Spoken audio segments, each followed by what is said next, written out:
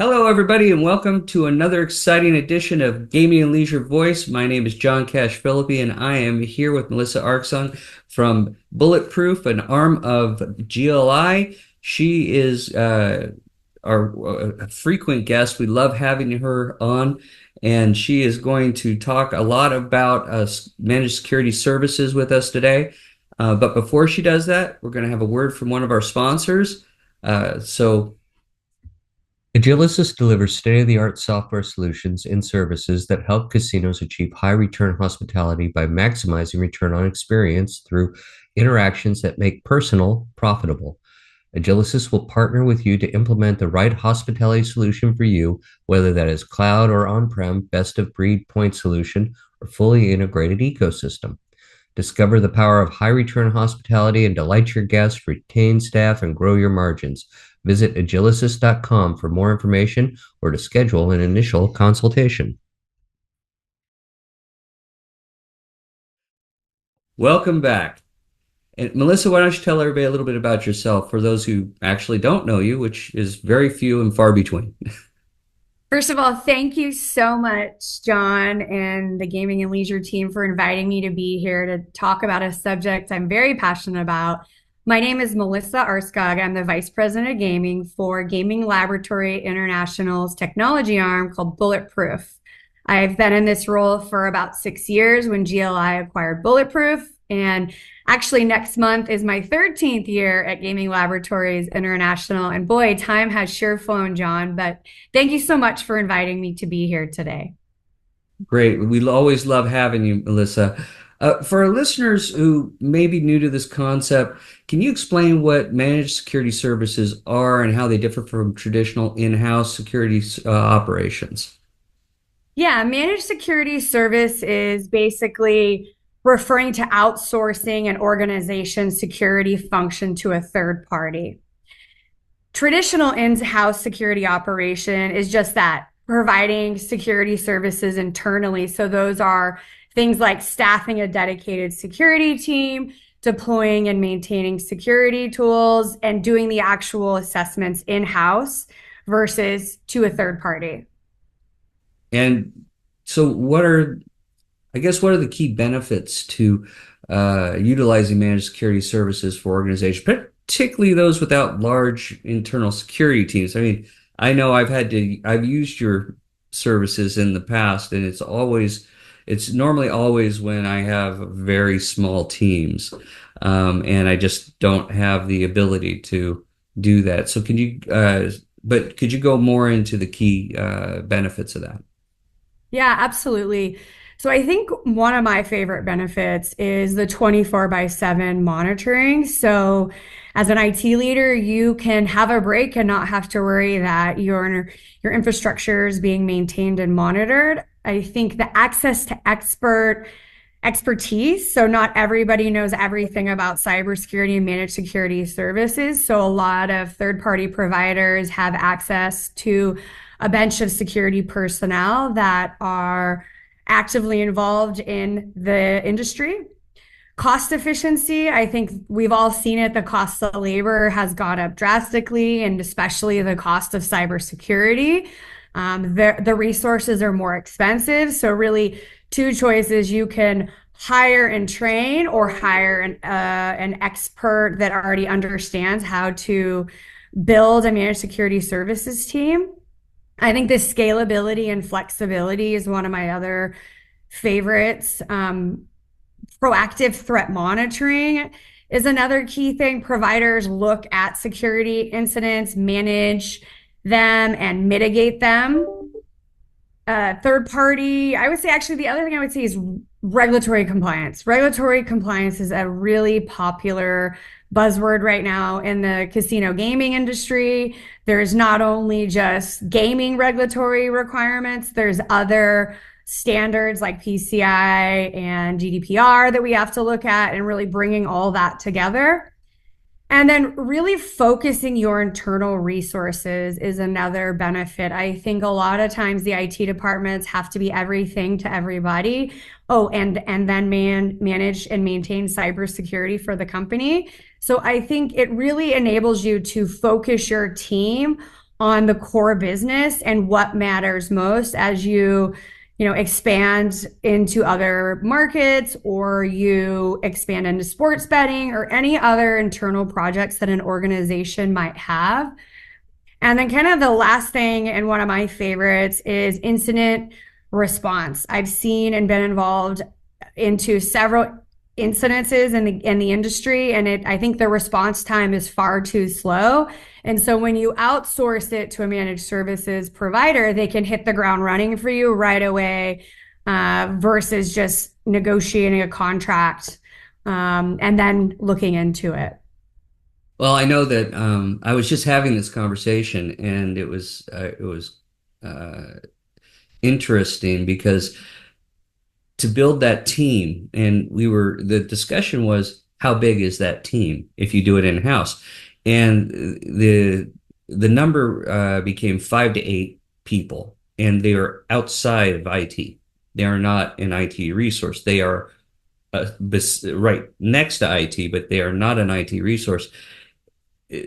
That number is huge. I mean, you're talking that's a 800,000 to $1 million a year investment to have that on property, uh, just in Yeah. labor resource. So it's getting a SOC is so or any type of managed security service is so much more cost effective. Not to mention the skill set that you get for the incident response and all the different little things that you get. So yeah, I'm a big fan, obviously. I think one quick point to what you were saying, and you're spot on. Small to medium sized socks require 5 to 10 people, depending on your size. And so you need someone to manage the SOC. You need a level 1 security analyst. You need a level 2, 3 security analyst. Like you mentioned, you also need incident responders. And then you need somebody to actually provide insights into the emerging threats and looking at, outside of what the SOC manager does. And then if you're looking at a SOC for a larger enterprise, you're looking at anywhere between 15 to 30, personnel. So they can kind of layering onto that, look at like forensic evaluation and threat intelligence and other key pieces that a larger organization may need. So you're spot on with the numbers. Yeah, yeah, it's incredible. So with that being said, what are the current trends that you're seeing with managed security services? I don't think a day goes by that we're not hearing about AI or machine learning. I think that's a really big popular, call it trend. I think just the integration of AI and machine learning, I think they can enhance threat detection and the actual response. They can identify anomalies and potential threats because they're analyzing a vast amount of data quicker than a person can. And then they're also able to recognize patterns that a human may or may not be able to respond to quick enough. I love this kind of secondly is the zero trust architecture. Zero trust operates on the principle that you're never trusting, you're always verifying. And it really requires continuous verification of users, their devices, where they're located. I know a lot of organizations are really interested in zero trust architecture.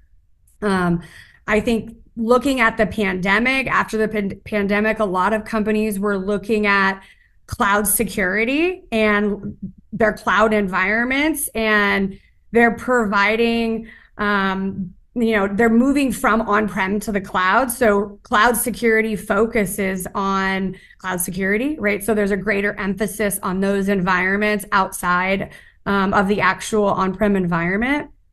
I would say, I kind of mentioned a little bit at the beginning, the complexity of regulatory requirements. So managed service providers are really able to help you look at all your controls and how you are stacking up from a client compliance perspective. Another really popular is endpoint protection, enhanced endpoint security protection. So companies like Microsoft that offers Defender, Palo Alto offers XDR, Carbon Black, Sentinel One. I think it's more companies are realizing the need to have and must have endpoint security protection. And then my favorite one, and I know I always talk about this, I think collaboration is becoming a better than it used to be. I think we've seen a lot of casinos that are within miles from each other get hit with the attack. And had they shared with their neighboring casino, it may not have happened. So I talk a lot on the importance of collaboration and information sharing across the industry. Yeah, the ISACs have been really great from from MS ISAC, Tribal ISAC, Water ISAC. There's a lot of really good ones out there. There's that collaboration is extremely important. Before we go any further, we have one more sponsor. We've been blessed here at GNL Voice, so let's hear from them real quick, and we'll be right back. With over 50 years of global experience, BPOS delivers comprehensive point-of-sale solutions tailored for casinos, powered by a robust enterprise platform with all the integrations you need, from player rewards, PMS, and camera systems to business intelligence and more. BPOS seamlessly connects your operations. Our solutions cover point-of-sale systems, online ordering, self-serve kiosk, mobile ordering, pay-at-table options, QR code ordering, KDS, inventory management, enterprise reporting, and beyond. Backed by exceptional US-based customer service and support, we ensure your casino's operations run smoothly and efficiently. Welcome back, everyone. Um, Melissa, when selecting a managed security service provider, what factors should organizations prioritize and ensure to get the best fit for their organizations? Yeah, it's an interesting question to ask because there's a lot of technology companies, there's a lot of gaming companies. It seems like a lot of companies are now in infosec and managed security services, and it's really important, like you asked, to look at what should companies look for. I think expertise and experience in the industry is important. So each industry has different intricacies that are important for MSPs to know. I think the service offerings and their capabilities, are they only, a one trick pony? Can they only do one thing? Can they help you do other things just besides managed security services? Looking at the technology and tools that they're using, are they using best of breed tools? Are they using their own tools? If you decide to leave the managed security services provider, can you take your information with you, or are you kind of stuck? I think That's a customization big is, question. yeah, There really is. yeah, yeah. I think, flexibility.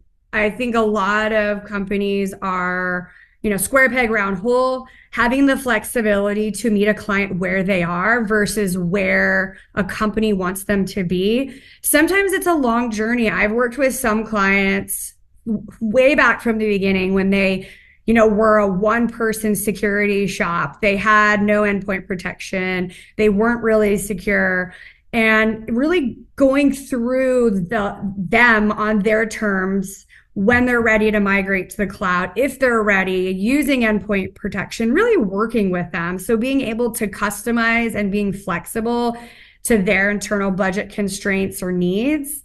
I think reputation is huge. References are huge, talking to people who have used them and getting good and bad from them. So if you're not asking your peers if this is a good company or not, you should. I think cost is another important thing. I've seen technology costs skyrocket, right? I've been involved with clients where the day before their contract is supposed to lap, an MSP provider, increase their cost by 30%. So I think really working with an organization that can be transparent and clear on the cost. And then kind of two other pieces are just communication and support. So once you're onboarded, like do you still talk to the managed security services provider? Do you collaborate with them? Do you communicate? Is really key. Somebody that's going to be there for you and listening to changes. Maybe you are onboarded within an organization and you don't like one of the analysts on the team. Being able to communicate that with your MSP provider and say, hey, I'm really not liking the way, this person works. Can we, take them out and put somebody else in? A couple of other points is just scalability. Are they able to scale as a casino grows? And then do they actually have the right security certifications and standards that the organization's due diligence process requires? Yeah, and that's huge. I have to admit, I mean, um, it's important not to have somebody who can fix a grandma's computer checking out your organization, and that it happens more often than not. I've had some pen tests that have been like odd, you know, and but you got to have the right person in place doing that. Yeah, Um, and you make a good point. Like a pen test is great to do, but it's a one-time snapshot, right? So when you do a pen test, you're getting that snapshot at that moment. And after you finish the pen test, somebody has to remediate the findings and make business decisions.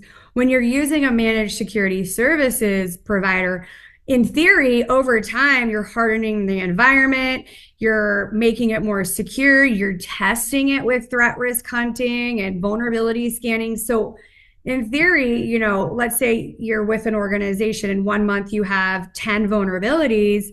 The next month, the MSP can recheck those vulnerabilities, make sure they're fixed and patched, and check next month for the next vulnerability. So, I think, the cost of pen testing is getting a lot higher, and the cost of managed security services is offsetting those costs for a one-time snapshot. so speaking of cost, I mean, how can companies balance the cost of managed services with the need for comprehensive security? Yeah, that's a really great question, John. I think I've been part of several RFPs where I would say it was very vague what they wanted. So they just said, hey, we're looking for a managed security services provider, send us over your bid. The problem with that is when you ask 50 companies to send over a bid, we're all looking from a different lens. And so I think my number one most important thing is to clearly define your objectives. Why do you want an MSP? What are they going to be doing? How are they going to integrate with your team? And then look at, you know, assessing your security needs and priorities. So really before you get an MSP, you should look at conducting a thorough assessment of your organization's security needs. Like, do you have tools in place? Do you have people to manage and monitor those tools? And once you have that assessment, you can make a business decision on what tools you're needing and what service you're needing. So a lot of times I've been in organizations where they have this tool and this tool and this tool and this tool and this tool, and they have all these tools, and some of the tools do the same as the other tools. So they're kind of over tooled than really being really laser focused on what their goals are.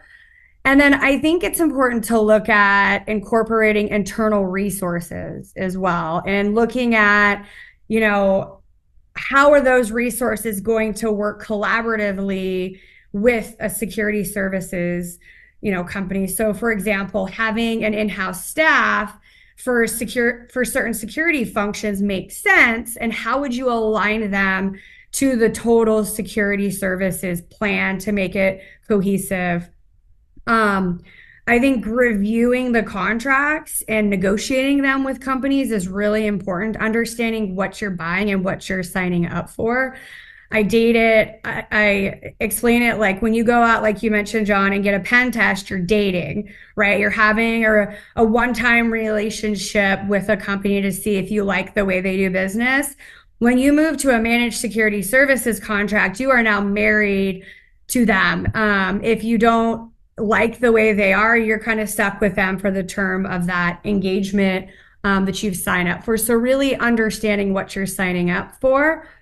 And then I think meeting with the team regularly. So, I talked a little bit about like collaboration with your MSP.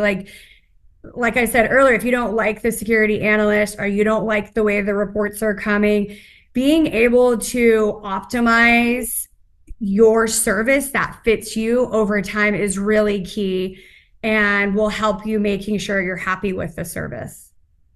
Yeah, I don't know if I like the marriage analogy, since 50% of marriages are supposed to be divorce. That's awful. But no, I get it though. It is a huge commitment. You have to be very, very aware when going into it. That's for sure.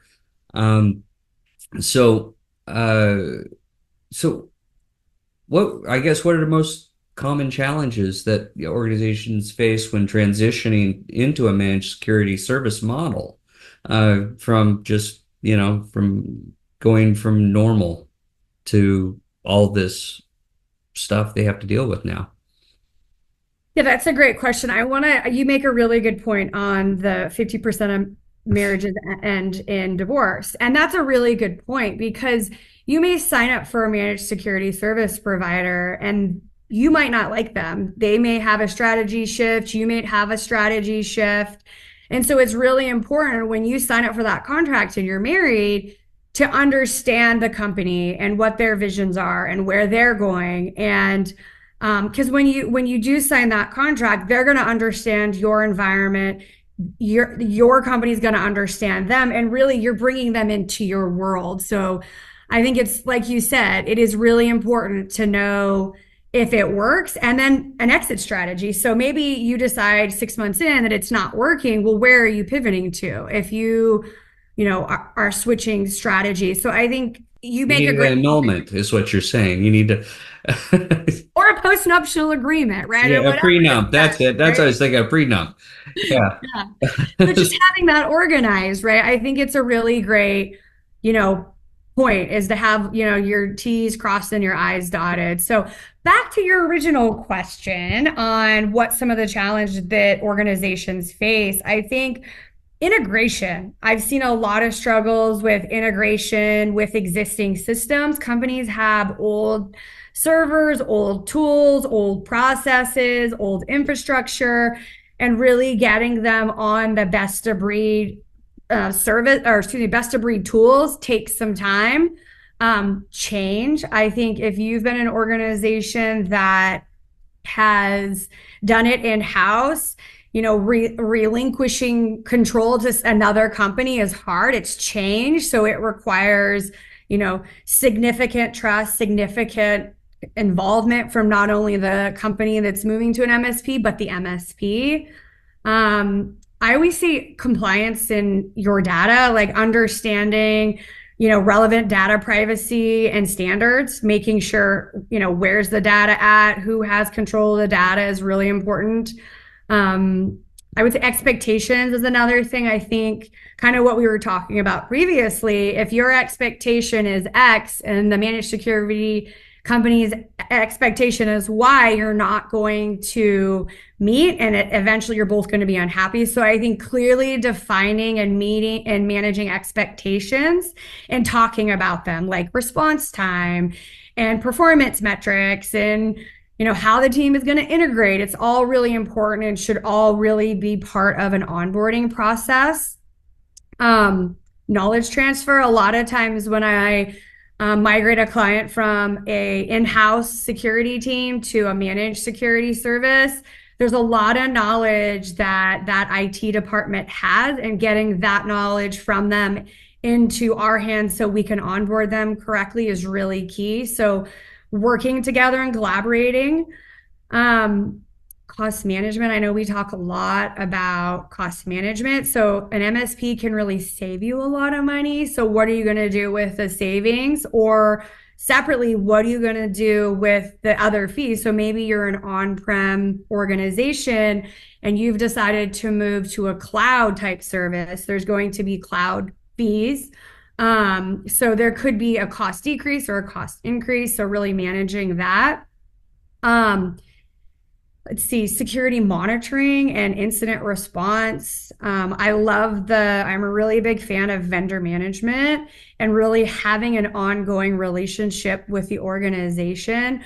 So not just, hey, we got the contract ink and now we're onboarding to delivery, but really communicating and collaborating with the company. So if you sign a contract and then it goes into delivery and it becomes a mess, being able to call your point person at that company and say, hey, I'm really not happy with the delivery. This is going wrong, is key. And then just visibility and control over what your managed services provider is doing. Like what, are you losing visibility? Do you have control over the security operations? Um, Actually, and maybe one more other things like customization. I would say like finding the right tailored solution is key. Like customizing it to the organization can be challenging. So if you're hybrid cloud for environment or you're on-prem or you're cloud-based, making sure a managed security services is customizing for your specific need.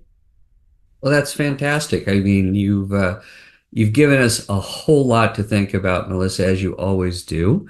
Um, I don't have any more questions for you. I think you've answered everything. I love that you bring up tools because I used to have a boss that had the little circle and line through the tools, and he used to show that to me all the time because everybody used to come to him and say, "We got a tool." And he'd say, "No, no more tools. We have enough tools." But any parting thoughts? Yeah, I think, it's a process. I think, you don't just become a secure company overnight. And we've seen it over and over with very large publicly traded companies having breaches. It's not going to happen overnight. It's patience in the process, learning, making mistakes, retooling, getting everybody around the table to collaborate, talking to your vendors, making sure their visions and their future are aligned with yours. And sometimes, things just aren't aligned and you have to divorce yourself from that MSP provider. But much like all things, we're all a work in progress, and it really takes a good leader and a good CIO, CTO, CISO to really lead a team towards being a secure organization. And everybody in the company is responsible for that. If you're not in the IT department, but you're in marketing or HR or any other department, it's just as much your responsibility to make sure your company is safe and secure as it is the actual IT department. So with that, I just say trust in the process and reach out to those that have the knowledge and that can share and collaborate with you. Well, thank you again, Melissa. It's been great having you on Gaming Leisure Voice. My name's John Cash Philippi. We've been talking with Melissa Aarskaug from Bulletproof, the arm of GLI. And until next time, thank you.